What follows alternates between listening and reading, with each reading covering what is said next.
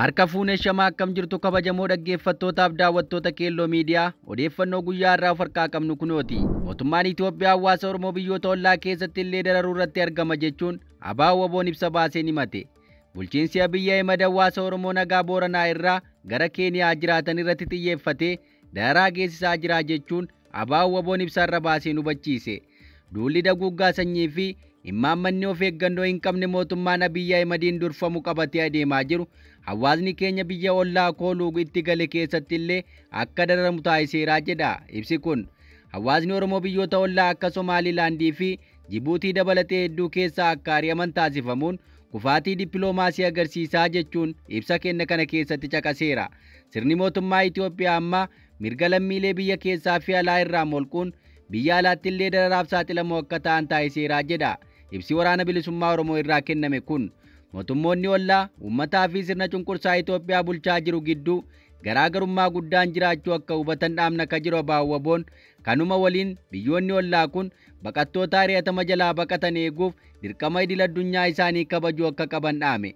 Mirgi kooluu galtummaa qajeelfama bu'uura seeraa idil addunyaa yoo ta'u mirgi kooluu galtummaa haqamuun naannichaaf fakkeenya badaa ka'a jechuun akeekkachiise.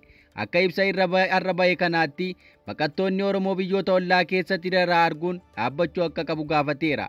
Duula mootummaan daangaa Oromiyaa fi Keeniyaa irraan biyya ollaa Itoophiyaa Keeniyaa waliin aleellaa hawaasa nagaa miidhuu gaggeessaa jirus ibsi ba'e kun balaaleffatee jira. Uummata nagaa maqaa garaa garaa itti moggaasuun dararuun dhaabbachuu akka qabus dhaameera. Odeeffannoo itti aanee of harkaa qabnuun qondaalota mootummaa duraanii dabalate namoonni siyaasaa gaaffii ogeeyyii fayyaa mootummaan qixaan deebisuu akka qabu gaafatan. Dhimmi qaala'insa jireenyaaf jiraachuu dadhabuu hojjettoota mootummaa ijoo dubbii hawaasa biyyattii akkuma ta'etti jira. Qondaalli mootummaa Itoophiyaa duraanii obbo Taayyee Danda'aa gaaffii ogeeyyii fayyaa deeggaruun fuula miidiyaa dhuunfaa isaanii Facebook irratti qoodaniiru. Dubbiin gaaffii nyaatanii buluutii ka jedhu obbo Taayyee Danda'aan faaruu fi gabaasa sobaatiin hin dhaabbatu. Ololli finxaaleeyyii jedhus amma bishaan hin fuudhu jechuun deebii ga'aan akka laatamuu fi qabu gaafateera. Bara 2011 irraa jeeqama nageenyaa bulchiinsaa fi dippiloomaasii faana balaan dinagdee hamaan dhalatuu akka malu akeekuun falli akka dhaamu dhaamne. Gaafa soduu maraatu jechuun diddan.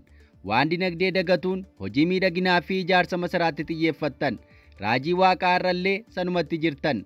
Yakka keessaniif orma himattan jedha maxxansi Taayyee Danda'aa kun.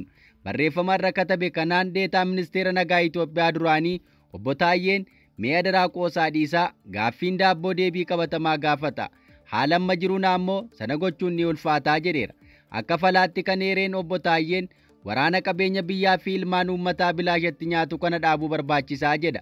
Qabsaa'ota mirgaa finxaalessa jechuun daranuu dubbii isinitti ammeessaa akka jedhe Taayyeen bifa akka qabuun marii nagaa gaggeessuun akka barbaachisu dhaame.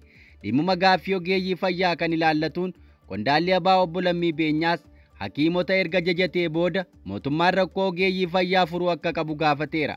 Hakiimonni qabeenya humna namaa kanneen baay'ee qaroo ta'an keessatti ramadamu ka jedhu maxxansi Facebook Lammii Beenyaa akkuma addunyaattuu lakkoofsi isaanii muraasaa jedha. Jireenyi isaanii qormaataan ka guutame ogummaan isaanii ifaajee murii guutuu gaafataa jedha. Maxxansa kaleessa barreesse kanaan qondaalli ABO kun tajaajilli isaan kennan lubbuu namaa fayyisuun walitti hidhata. Namni jireenya isaa keessatti hakiima hin dubbisne hin jiru. Nuti hundi keenya dhoksaa keenya isaanitti himanna. Qullaa keenya isaanitti agarsiifanna. Lubbuu keenya isaanitti imaana laadhanna. Dubartii isaantu deessisa. Daa'ima isaantu handhuura. Waaqaa gaditti waan lubbuu keenyaaf hakiima abdanna. Isaanis dhoksaa keenya nuuf eegu. Dhibee keenya fayyisuuf ifaaju. Kanaaf akkuma hawaasaatti hariiroo baay'ee guddaa ta'etu biyyaa fi hakiima gidduu jiraa jechuun leelliseera. Har'a hakiimonni keenya beelofneerraa, dheebonneerraa, gadadoo keessatti kufneerra hoggaa jedhan dhuguma nutti dhaga'amuu qabaa akka jedhu Lammiin hakiimonni nu sobuu hin danda'anii jedha. Waan hin ta'in taaneerra hin jedhan ka jedhu namni kun gaaffiin isaanii qixa sirriin ilaalamuu akka qabus gaafateera. Barreeffama isaan Lammii Beenyaa akka nu badhutti waa sadiitu gaafatamee jedha. Dabalata miindaa haala qaala'insaa ammaan walgitu nageenya bakka hojii fooyya'aa fi haaromsa seektaraa isaaniitii jedheera. Gaaffiin isaanii kunneen qajeelummaan ilaalamee deebii argachuu qabaa. Hakiimonni akka meeshaa hojiitti kunuunfamuu qabu jechuunis ergaa isaa goolabeera.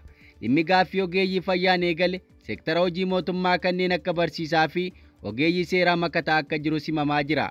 mootummaan gaaffii hawaasni qabu gaaffii mirgaa kana gara siyaasaatti dabsuu dhiisee furmaata isaa irratti hojjetu akka qabus gaafatameera. Oduu itti aanuun wayita waa'een qaala'insa jireenyaa yaaddessaa ta'uun himamaa jirutti gatiin boba'aa irratti daballiin hanga birrii 10 taasifamuutu himame. Wiirtuu qaala'insa jireenyaa ta'uun kan himamu gatiin boba'aa Itoophiyaatti ammas daballii agarsiisuun yaaddoo guddaa uumeera. Gatiin boba'aa dabaluun gabaa biyyattii tasgabbii dhorkuu keessatti ga'ee guddaa akka qabu yoo ta'u, haala guddaa ta'een kaleessa daballii agarsiisuun isaa ibsameera. Akka kanaan mootummaan Itoophiyaa gatii gurgurtaa oomishaalee boba'aa irratti sirreeffama taasiseera. Haaluma kanaan gatiin beenzilaa liitiriin tokko parsantii 8 dabaluun gara birrii 122.53tti ol guddateera. Sirreeffama gatii boba'aa caamsaa 9 bara 2025 irraa eegalee hojiirra oole kun akka agarsiisutti gatiin naaftaa adii fi keeroosinii 7.9 dabaluun birrii 16.49 ga'u ministeerri daldalaa fi walitti hidhamiinsa naannawaa ibseera. Amajji bara 2025 keessa gatiin boba'aa liitira tokko seenaa biyyattii keessatti yeroo jalqabaatiif birrii 100 caaluun ni yaadatama. Ergasii sirreeffama gatii bitootessa 2025 keessa taasifameen gatiin beenzilaa liitirii tokko parsantii 11 dabaluun gara birrii 112.67 ga'ee ture. Ji'a bitootessaa darbee ministeerri muummee Abiy Ahimad mootummaan gatii boba'aa deeggaruu fi qaala'insa jireenyaa dabalaa jiru salphisuuf maallaqa guddaa ramaduu paarlaamaatti dubbachuun isaanii ni yaadatama.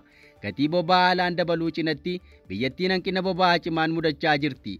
Akka maddi oduu kanaa Addis Istaandardii gabaasetti rakkoo boba'aa naannolee adda addaa keessatti mudate itti fufiinsaan gabaafamaa jira. Konkolaachiftonni naannolee akka Oromiyaa, Amaara, Affaarii fi Sidaamaa keessatti argaman hanqina boba'aa jiruun wal qabatee karaa seeraan alaa liitira tokkoof birrii 300 ol baasuuf akka dirqaman himaniiru.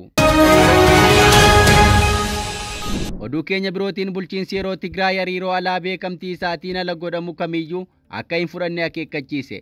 Bulchiinsi yeroo Tigraay naannicha keessatti hariiroo alaa kamiyyuu beekamtii isaa malee gaggeessuun dogoggoraa fi gocha balaa qabu ta'uu ibsa kaleessa caamsaa 8 bara 2025 baaseen hubachiise.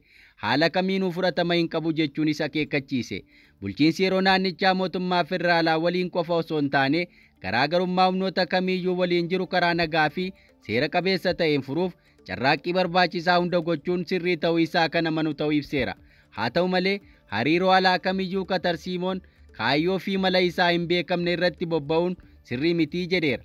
Adeemsi akkanaa gocha balaa qabu Tigraayin mootummaa malee hambisuu fi balaa keessa galchuu akkasumas naannichi giddugala tokko akka hin qabaanne ka dhorku jechuun balaaleffateera. Bulchiinsi yeroo Tigraay adeemsa akkanaa haala kamiinuu akka hin fudhanne ifa ta'uu qaba jechuun akeekkachiise. Fedhii fi gaaffiin ijoo uummata Tigraay waliigaltee Piriitooriyaa osoo hin irratiin hojiirra akka ooluu fi balaa waraanaa kamirrayyuu bilisa ta'uun dantaa fi mirgaa eegsifachuu akka ta'e ibseera. Bulchiinsi yeroo kun carraa waliigaltee Piriitooriyaatiin uummata naannichaaf uumame guutummaatti fayyadamuudhaan dantaa biyyaalessaa Tigraay eeguuf socho'aa jira jedhe. Leetinaal Jeneraal Taaddasaa Warradaan ji'a tokko dura bitootessa 30 bara 2017 akka lakkoofsa Itoophiyaa pirezidaantii bulchiinsa yeroo Tigraay ta'uun aangoo qabachuun isaanii ni yaadatama. Waraana waggaa 2 naannoo Tigraay keessatti gaggeeffamaa ture keessatti humna Tigraay qindeessuun ga'ee murteessaa akka taphatee fi Tigraay bakka bu'uun waliigaltee Piriitooriyaa irratti kan mari'ate Taaddasaa Warradaa pirezidaantii itti aanaa fi barreessaa nageenyaa fi tasgabbii bulchiinsa yeroo Tigraay ta'uun tajaajila akka ture ni beekama. Ministeerri jallisii fi naannawaa gammoojjii fi miseensi koree hojii raawwachiiftuu paartii badhaadhinaa Abiraam Balaay tibbana waa'ee hariiroo fi sochii mootummaan Eertiraa gama Tigraayin gochaa jiru irratti odeeffannoo gahaa qabna, akka balaattis hin lakkaa'amuu jedhanii turan. Hariiroon akka federaalaattis ta'ee sochiin godhamu mootummaa federaalaaf balaa ta'e akka hin ilaalamnes ibsaniiru. Addi bilisummaa uummata Tigraay Abut ibsa guraandhala 26 bara 2025 baaseen mootummaa Eertiraa waliin hariiroo dhoksaa eegale jedhamee duulli maqa balleessii irratti gaggeeffamaa akka jiru haaluun isaa gabaasuun keenya ni yaadatama. Abut ibsa isaatiin duula maqa balleessii kun dhugaa irraa akka fagaatee fi ragaa tokkollee kan hin qabne waan ta'eef kanaaf fudhatama hin qabu jedhe. Abutii fi humni nageenyaa Tigraay mootummaa Eertiraa waliin ta'uun mootummaa Itoophiyaa loluuf hojjechaa jiru ka jedhame bu'uura hin qabu jechuunis haaleera. Egaa dhaggeeffattoota keenyaa odeeffannoon irra of harkaa qabnu kanan gammaa dhaggeeffattan ture qophii keenyaa hafe waliin turtii gaarii.